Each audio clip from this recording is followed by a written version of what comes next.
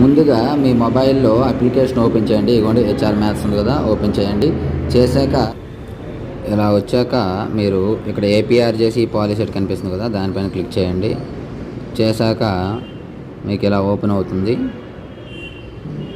Open అయ్యాక మీకు ఇక్కడ క్లియర్గా కూపన్ కోడ్ ఉంది చూడండి.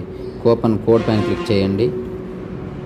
చేసినట్లయితే డన్ అని వచ్చిందా, డన్ అని కొట్టేయండి.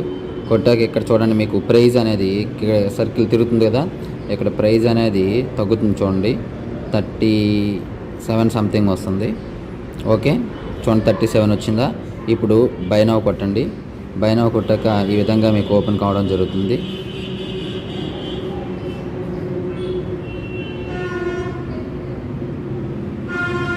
ఇందులో మీరు ఇక్కడ UPI, card, net banking, wallet ఇవన్నీ ఉన్నాయమ్మా. మీరు ఇందులో ఏదైనా ఎంచుకోవచ్చు, మీ ఇష్టం. ఫర్ ఎగ్జాంపుల్ యూపీఐ ఎంచుకున్నారనుకోండి, యూపీఐ పైన క్లిక్ చేయండి. చేశాక ఇక్కడ యూపీఐ ఐడి ఎంటర్ చేయండి. అంటే మీ మొబైల్ నంబరు లేదా యూపీఐ ఐడి మీకు ఉంటుంది కదా. చేశాక పే నౌ క్లిక్ చేయండి, అయిపోతుంది. సో ఈ విధంగా మీరు పేమెంట్ చేశాక మీకు క్లాసెస్ అనేవి యాక్టివేట్ అవ్వడం జరుగుతుంది.